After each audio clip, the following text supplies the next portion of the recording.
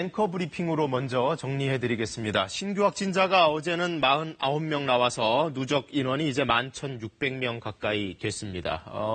대구 1명을 제외하고는 나머지 신규 확진자는 모두 수도권에서 나왔습니다.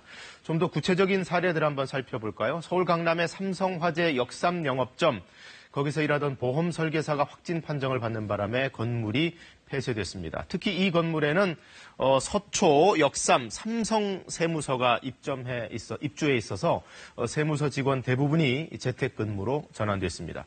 또 서울 중구에 있는 KB생명보험 대리점에서도 환자 3명이 나왔고요. 이태원 클럽과 관련해서도 여전히 확진자들 계속 나오고 있습니다.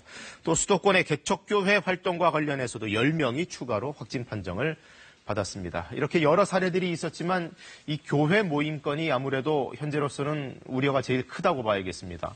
정부는 상대적으로 경계가 느슨하기 쉬운 이런 소모임에도 방역 관리자를 따로 지정하도록 했습니다. 이 관리자는 모임 장소를 환기가 잘 되는 넓은 장소로 정해야 되고 또 참석 인원은 10명 이내로 제한해야 하며 또 감염 위험 행위들, 이를테면 악수라든가 노래 같은 것들은 제재하도록 책무를 지고 있습니다. 이제 날씨가 더워지면서 물놀이를 가는 분들도 많아질 겁니다. 미국에서도 지난번 현충일 연휴에 물놀이장에서 감염 사례가 많이 나왔습니다. 우리 정부는 이 물놀이장 방역 수칙 선제적으로 내놨습니다. 수건이나 수영복, 수경 같은 것들은 당연한 얘기지만 개인 물품을 사용해야 하고요. 가급적 실내보다는 실외 휴게실을 이용하도록 권장합니다. 또 사람 간 거리는 최소 1m, 가급적이면 2m 이상 권장을 하고요. 또 탈의실이나 샤워장 같은 것들은 시간대별로 이용 인원을 제한하기로 했습니다. 자, 정부가 이렇게 여러 가지 방법들을 내놓고는 있습니다만 수도권에서는 계속 산발적인 감염이 잇따르고 있습니다.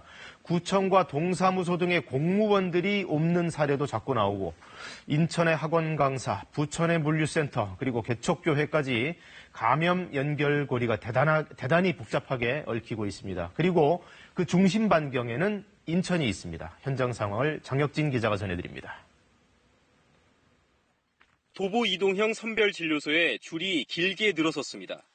자, 1m 간격 유지해서 앞으로 당겨주세요. 부근 행정복지센터에서 일하던 20대 여성 공무원이 확진되자 이 센터에 들렀던 시민 2천여 명이 검사를 받았습니다. 저는 주민등록증본 발급받으려고 갔고요.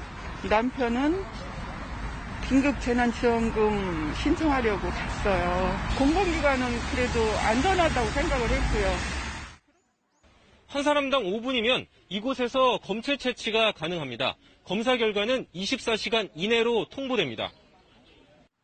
앞서 노래방과 개척교회들을 현장 조사한 인천 부평구청 공무원도 확진 판정을 받았는데 청사 직원 등 1,300여 명 모두 음성이 나와 오늘 구청 업무를 재개합니다.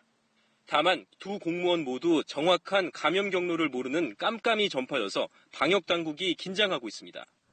이미 개척교회발 수도권 확진자가 50명을 넘었고 인천 학원 강사에 쿠팡 물류센터까지 감염 고리는 복잡해졌습니다. 한 달 전 100명이 안 되던 인천 누적 확진자는 250명을 넘었습니다. 확진자들이 주로 치료를 받는 인천의료원은 지난달 말 음압병상을 들려 아직 여유가 있지만 의료진들 피로가 쌓이고 있습니다.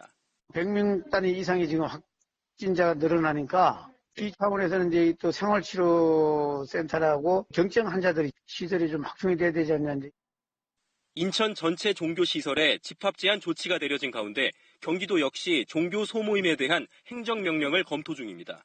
KBS 뉴스 장혁진입니다.